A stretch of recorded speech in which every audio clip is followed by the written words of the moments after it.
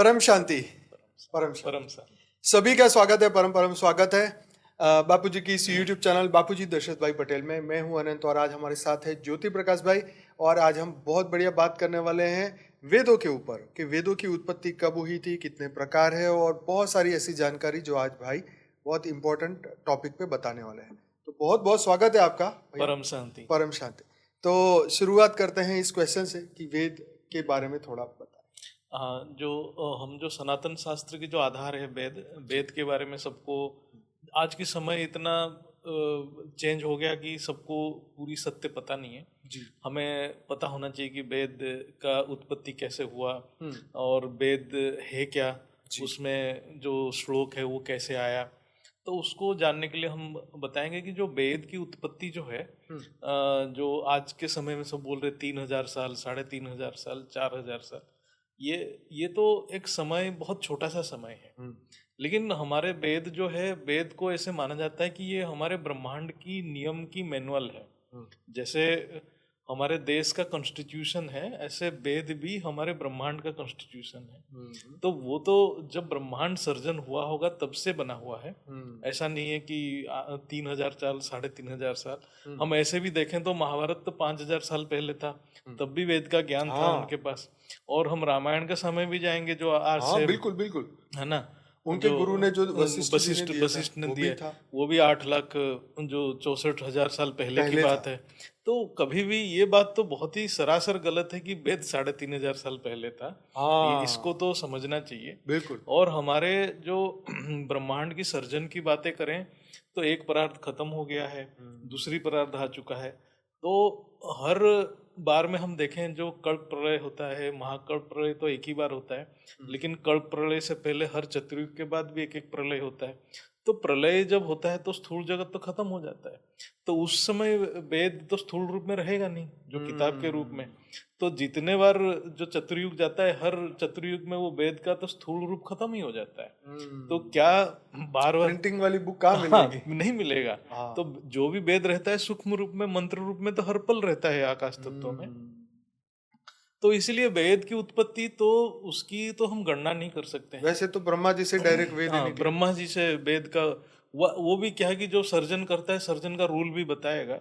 तो इसीलिए वो वेद तो सनातन है, बहुत पुरातन है, उसको हम किसी समय के साथ अटैच नहीं कर सकते हैं। इसको तो ये कह सकते हैं ना कि जब पहली बार सृष्टि बनी तभी बनाया गया, तभी बनाया गया होगा। और हम ऐसे देखें तो इस परार्ध में भी हमारा 7वां मनवंतर और 28वां चतुर्युग चल रहा है।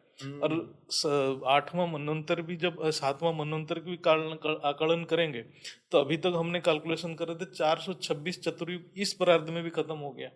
तो 426 चतुर्युग खत्म हुआ, मतलब 426 बार प्रलय हो चुका है।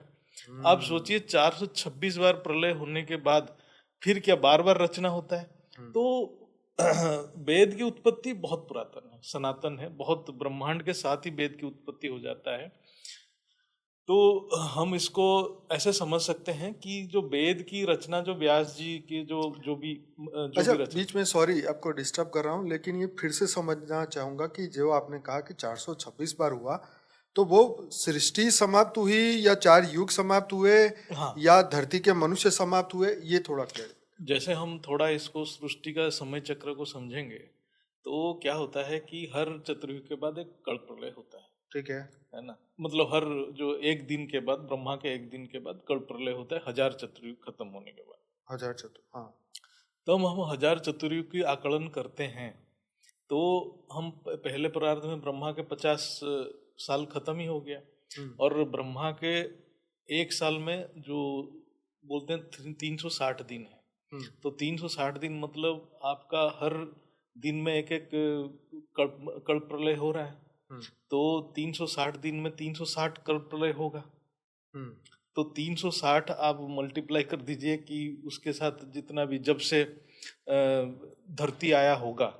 अच्छा, ये तो सिर्फ एक ब्रह्मा की बात हुई, लेकिन कितने ब्रह्मा हो चुके हैं उसके बारे में क्या कहता है? तो वो भी है। ब्रह्मा तो एक पोस्ट है। ब्रह्मा तो एक पोस्ट है, उसमें आत्माएं रहते हैं। लेकिन ब्रह्मांड का नियम तो भी जो है वो तो एक बार बनता है, लेकिन वो चेंज होता रहता है। हाँ वो जो जैसे होता समय रहता के है, साथ हाँ, वो ब्रह्मा बदल जाते हैं लेकिन इतना सिस्टम तो वही महाकल्प प्रलय रहेगा। हो गया, इतने कल्प प्रलय सॉरी इतना कल्प प्रलय हो गया, इतना प्रलय हो गया, तो सृष्टि भी चेंज होता रहता है। वो सूक्ष्म रूप में, स्थूल रूप में, हर चीज में चेंज होता जैसे है। मनवंतर में नया मनु हाँ, आता है तो नए नहीं चेंज होगा, सप्तर्षि हाँ आते हैं, नए सप्तर्षि आए, सब कुछ तो आता है। इसलिए वो मैनुअल में सारे चेंज भी इंक्लूड होता जाता है ना। हाँ। तो इसलिए हम वेद को कोई ये नहीं कर सकते हैं कि जो लिखा था वही है, तो हर बार चेंज होता होगा, हर मनवंतर में या हर कल्प प्रलय के बाद वो चेंज तो होता इसको होगा। किसी को समझाना है तो ये ऐसे समझा सकते हैं क्या हम्म, कि ये सबसे पहले ब्रह्मा हम्म। ने जब सर्जन किया, तो जब पहली बार सृष्टि बनाई गई तब ये वेद बनाए गए थे, और उसकी ये refined and changing copy refined हर बार चेंजिंग आ रही है, जैसे विज्ञान में भी रिफाइंड चेंजिंग हो चेंजिंग रहा होता है, है। ज्ञान में भी रिफाइंड चेंजिंग, वेद भी रिफाइनिंग चेंजिंग होते जा रहा है तो ना। मतलब ये सृष्टि कितनी पुरानी है, बहुत पुरानी है ये सृष्टि का। मनुष्य भी कितना पुराने हैं। मनुष्य तो जैसे ब्रह्मा हमारे का सर्जन। ब्रह्मा के सर्जन है, तो बहुत पुराने हैं, उसको कैलकुलेशन करना, वो तो कैलकुलेशन कर सकते हैं, हमारे ज्ञान मार्ग में है उसका पूरा और कैलकुलेशन। दूसरा क्वेश्चन ये भी निकल के आता है कि जैसे कहते हैं शिव स्वयंभू है, लेकिन उसका रचयिता तो महाशिव है। महाशिव है, महाशिव है। तो ये ठीक है कि जो उसके रचयिता है, जो उनकी जो जो भी फाइनल अथॉरिटी वो स्वयंभू है, स्वयंभू है। बाकी शिव तो रचयिता है। हाँ, जिसका रचना हो गया वो स्वयंभू नहीं हो सकता है। ऑब्वियसली हाँ, यही तो बात जो भी रचना बनते हैं, है। तो रचना मतलब कोई रचयिता है, तो वो स्वयंभू नहीं है। हाँ। तो इस हिसाब से हम वेद में कंफ्यूजन नहीं होना चाहिए, और वेद को बोला जाए, वेद में जो श्लोक रहता है उसको, उसका रचयिता भी जनरली लिखा जाता है कि दृष्टा रहते हैं, जो उस श्लोक को कोई एक रचना नहीं किया है, बहुत लोग मिलके, मतलब बहुत जो मुनि ऋषि थे वो जो दृश्य देखते थे, दृष्टा देखते थे, इसीलिए मंत्र का दृष्टा बोला जाता था।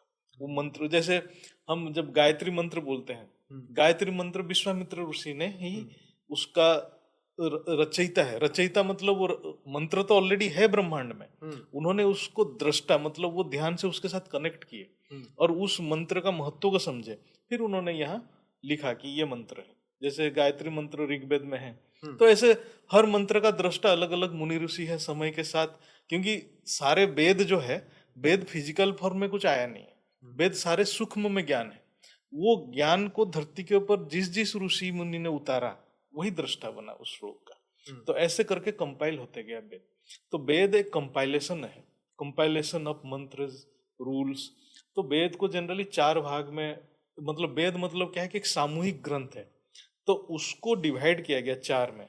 जैसे ऋग्वेद, यजुर्वेद, सामवेद, अथर्ववेद, ये 4 कैटेगरी के ज्ञान है। ज्ञान को जो है धरती और इस ब्रह्मांड के ज्ञान को 4 कैटेगरी में बांटा गया। तो जब हम ऋग्वेद बोलेंगे, ऋग्वेद में जो उसमें मंत्र है उसको बोलते हैं संहिता। जो मंत्र है वो मंत्र मतलब वो प्रकृति और पुरुष का उपासना है। तो प्रकृति के भी उपासना है, उपासना मतलब उनके प्रेज में बनाया जाता है, उनके प्रशंसा में बनाया जाता है। फिर वो जो संहिता का जो गद्य आकार है, तो उसको बोलते हैं ब्राह्मण, मतलब कर्मकांड है, जो यज्ञ में उसको कैसे करना है, उसका अर्थ को समझना है, उसको ब्राह्मण बोला जाता है। फिर थर्ड कैटेगरी में आता है आरण्यक। आरण्यक मतलब है अरण्य में जाके उसको गहन चिंतन मंथन किया जाता है। एक तो हो गया मंत्र, फिर उसका कर्मकांड, मतलब जनरली कर्मकांड में कैसे करने से हमें क्या सिद्धियां मिलेगी, कैसे हमें अपना मनोस्कामना पूर्ण होगा, वो हो गया।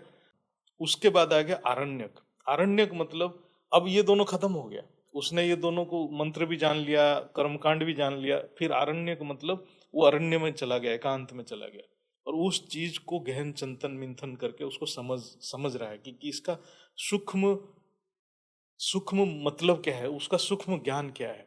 फिर फोर्थ में आ जाता है उपनिषद। उपनिषद मतलब वो जब समझ गया गहन चिंतन मंथन करके उसका सारांश क्या है, अब केवल आत्मा परमात्मा। उपनिषद में केवल आत्मा परमात्मा, मतलब अब उसको कोई लेना देना नहीं इस सृष्टि से, उसको इस सृष्टि से निकलना है, जिसको हम जीवन मुक्ति या मोक्ष कहेंगे।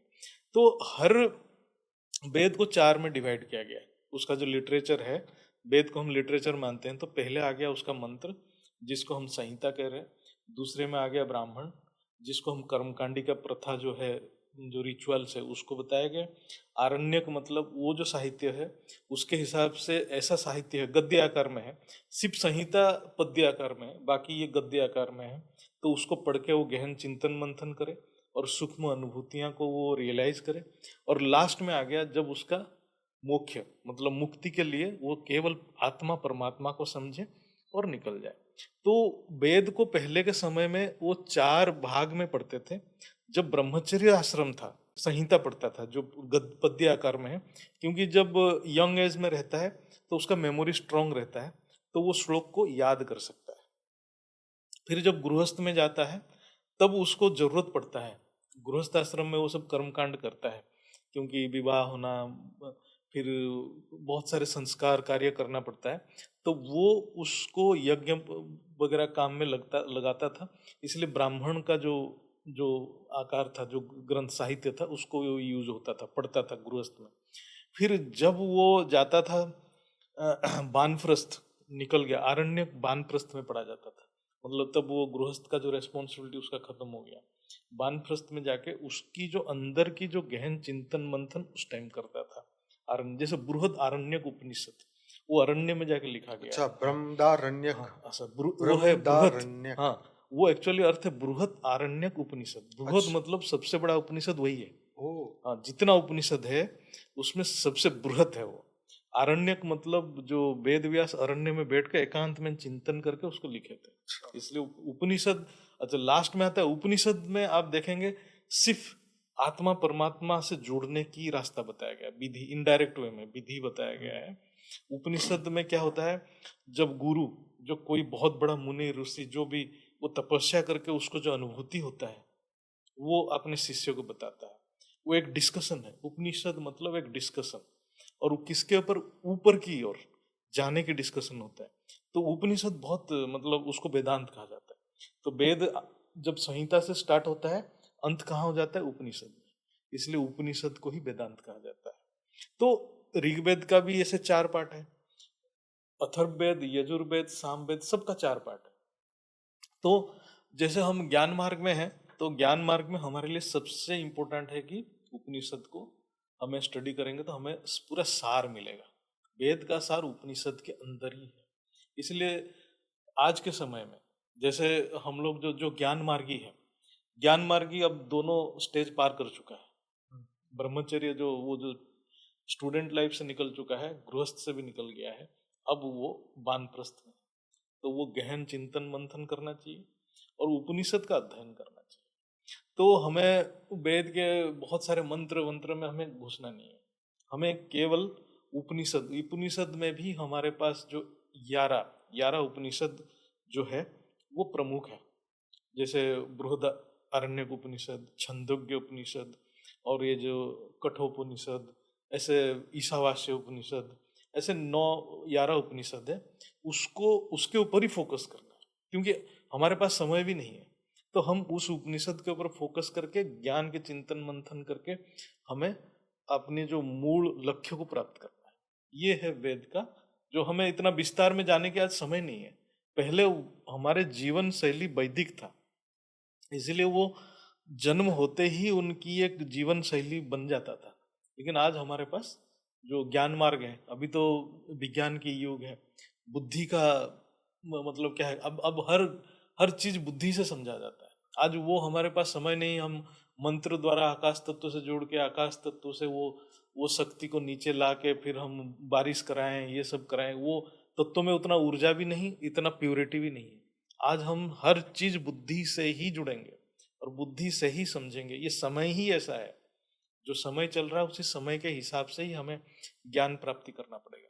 इसलिए आज के समय में वेदांत जो उपनिषद है, और भगवत गीता को भी वेदांत माना जाता है, और भगवत गीता को बोला जाता है कि सारे उपनिषद का सारांश है। तो इसलिए आज हम ज्ञान के ऊपर फोकस रहना चाहिए, और ऐसा गुरु को भी ढूंढना चाहिए जो ये वेदांत उपनिषद का जो सार को समझा पाए और हमारे जो बुद्धि को तीक्ष्ण कर पाए। तो ये वेद का महत्व है। बहुत ही बढ़िया, बहुत ही बढ़िया। क्योंकि वेदों को पुनर्स्थापन करने के लिए ही कितने अवतारों ने जन्म लिया, हाँ, कितने दिव्य आत्माओं ने ट्राई किया अपने जन्म लेते ही कि जब धरती पर अज्ञान बढ़ जाता है हाँ। तो वेदों को पुनः स्थापन करना पड़ता है, क्योंकि वेदों को पढ़ेंगे तो ही ये भी तो वेदों का ज्ञान है, ये एक स्टडी है ना, ये आध्यात्मिक स्टडी है। आध्यात्मिक अगर स्टडी नहीं होगी तो फिर क्या होगा? एक्चुअली पहले तो जो वैदिक ज्ञान का ही प्रमुख अर्थ ही था कि परमात्मा प्राप्ति। ये भौतिक जगत की तो स्टडी थी ही नहीं थी वो। जितना भी त्रेता द्वापर कितना युग गया तो वो कौन सी कोई फिजिक्स की या केवल साइंस की पढ़ाई थोड़ी, उसमें तो पहले ही लिखा ना जाता डॉक्टर है वकील इंजीनियर कुछ नहीं था। मनुष्य जन्म का अर्थ ही है परमात्मा प्राप्ति।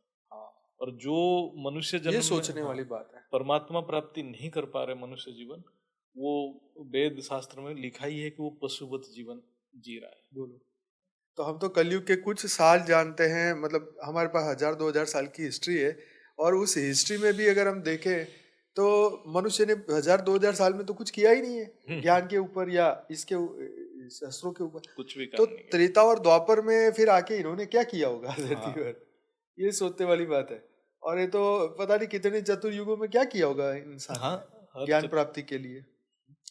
तो यही है कि मौका तो मिला होगा मनुष्य का जन्म लेने का, लेकिन शायद वो आत्माओं ने अपने जीवन को फेल कर दिया, इसलिए आज वो वेद का शब्द भी सुनना नहीं चाहते। मैं आत्मा हूँ ये जानना नहीं चाहते। ऐसा है कि जब क्या हुआ कि अनेक धर्म जैसे स्थापना होते गए, हजारों, अब हम देखें तो सबसे पुराना धर्म जैसे 4000 साल पहले ही आया, तो अनेक धर्म आते गए। तो जैसे जैसे आते गए वो जो वेद का अर्थ को खत्म करते गए। जैसे सबसे बड़ा हानि जो पहुंचाया गया था कि जब बौद्धिक धर्म आया था, जो बुद्ध धर्म जो आया था, वो वेद को नकार दिए थे, है ना। उन्होंने कुछ 8 नियम बना लिए थे और उसी हिसाब से चलने के लिए सबको प्रेरणा दिए, और वेद को अध्ययन करना पड़ता था, उसके लिए लोगों को पुरुषार्थ करना पड़ता था, तो लोगों को आसान मार्ग चाहिए था, तो वो उसी लिए उन्होंने जैसे रास्ता बता दिया ऐसे जियो, तो उन्होंने सारे उस तरफ मोड़ के चले गए। तो फिर वेद को स्थापना करने के लिए बोलते थे कि जो आदि शंकराचार्य जो अवतार लिए थे, आदि शंकराचार्य को शंकर के अवतार माना जाता था, तो उन्होंने उनका अवतार का आप अर्थ समझेंगे तो शंकराचार्य का जीवन कितना 29 साल ही था, 32 साल में। 32 साल में उन्होंने एक ही काम किया, वेद को स्थापना करना। 9 साल से ही काम पे लग गए थे। आप सोचिए, एक मिशन पे आए थे, मिशन पे, और वो वैदिक जो वेद को स्थापना नहीं करते तो आज और दुर्गति हो जाता। बिल्कुल, ये लिखी हुई किताबें ना होती तो मतलब कुछ महान आत्माएं बोलेंगे तो आदि गुरु शंकराचार्य हैं, स्वामी दयानंद सरस्वती है, उनका कंट्रीब्यूशन जो है वेद के ऊपर, हम उनके लिए तो उनके पास सच में कृतज्ञता महसूस करना चाहिए। आज हम कुछ भी आज चर्चा कर रहे हैं उनके बदौलत। चलिए, तो ये था आज का एपिसोड, और बने रहिए हमारे साथ, और बहुत सारे वीडियो आने वाले हैं इसी चैनल पर, तो चैनल को सब्सक्राइब करिए। वीडियो अच्छा लगा है तो लाइक करिए। डेली रात को 10 से 11 लाइव मेडिटेशन इसी पर मैं कराता हूँ। मॉर्निंग में जुड़ना है तो परम शांति मोटिवेशन के चैनल पर जुड़िए, वहाँ सुबह 5:30 से 6:30 बजे मेडिटेशन होता है साक्षी के साथ। बहुत बहुत धन्यवाद। बेहद की परम महाशांति।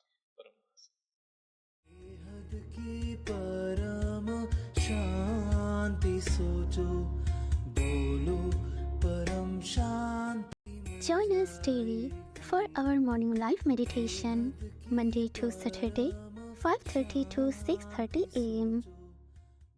Join us daily for live meditation, 10 p.m. to 11 p.m. on YouTube Live. Subscribe now. Website www.paramshanti.org. Email us anand@paramshanti.org. Like, share, subscribe. Join today. बेहद की परम शांति।